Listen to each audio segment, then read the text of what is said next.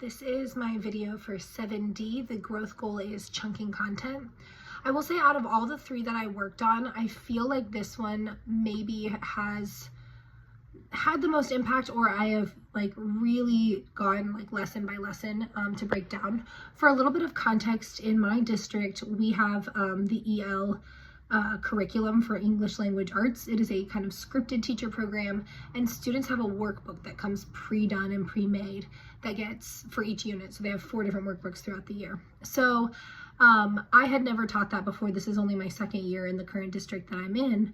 And so last year, as I started this training, the Marzano training, plus teaching that new content, one of the things I really realized was that content is not chunked almost at all.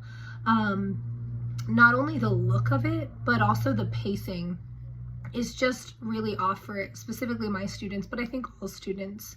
So one thing I was able to work on, because I was really using this as a growth goal, was trying to show my administration what it would look like to take the content, but to be thoughtful about how it gets chunked and then how that gets delivered to students, and kind of give them a different visual aid besides the workbooks. And they've actually allowed me to do that based on that work. And that has been so incredible for my kids. So in the video that you see in the first clip, I am reviewing the daily agenda. I already had last year learning targets, but this year I have learning targets, student success criteria, and then the daily agenda. So that is just like that pre-chunking piece. It doesn't necessarily break down every single step of chunking, just because sometimes that's 10, 15 steps if there's a larger passage or a longer thing that they're doing, but it at least gives them, okay, this is what we're doing.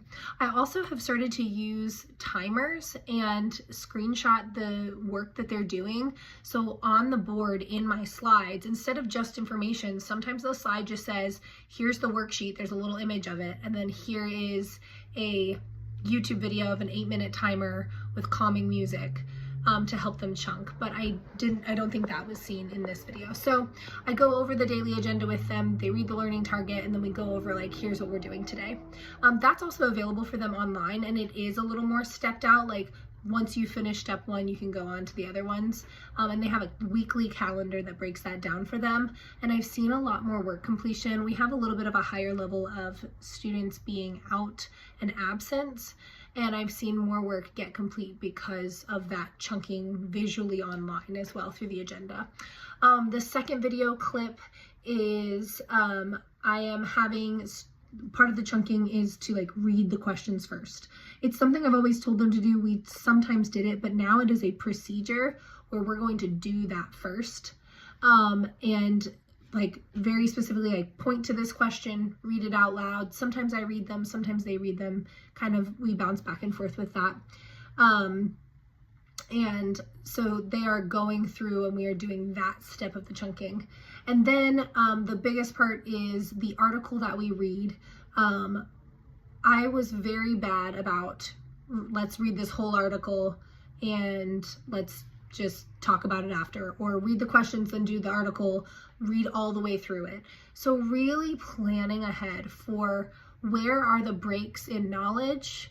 Are they processing it while they're reading it? So you'll see that I am giving them the expectations, I'm chunking it, I'm stopping, I'm pausing, and then I am reinforcing even down to hey, put your finger on the first word. This is the chunk, this is the piece that we're doing.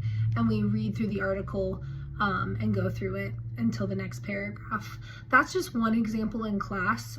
Every packet they have now is in very distinct types of sections. And they, we move through them. They know that if we do a certain amount of sections, they get a 5-minute break. So there's that kind of oh, I can push through. So chunking has kind of revolutionized the way we do work. I've noticed the work completion's higher. Another way I have also done chunking, instead of just here is the article, especially in English, but also in social studies. Here's the article, answer questions after. I have done a lot more notes on the side. I've done a lot more of the oh gosh, the name is escaping me. Cornell notes, where there's like the body of the paragraph, there's vocab on the side, but there is like, okay, in paragraph 1, highlight this information. And that level of chunking has made the comprehension so high. I'm also starting to notice when students have articles and things from other classes, they're starting to use those skills that they directly learned in chunking. I'm very excited about this one. I think it went really, really well. I think some things I did really well, specifically in the videos. I think all of the cues are really helpful to students. It's one thing to plan to chunk, then it's another thing to help them get started on each of those next sections. So I think I did some good cueing. I think my wait time was pretty good for most things. I think one thing I want to work on is getting students feedback on the chunking. I also need to work on, and I don't know that this is seen in the video as much, but differentiating for different classes. So I'm noticing that some classes are just different and need some specific things, but they're not different because I have like a lot of IEPs or any like thing that I have to follow a plan, but I do need to kind of notice with my classes which students actually need that support a little bit more, and then maybe even giving them like some choice in that. I think those are things that could really help. But I will say I feel really confident in this one because I've redone and I've worked with other people on talking about it. I will also say that something I did not realize about chunking until I started doing this was that I really had to stop and go through all of the articles or worksheets or something myself.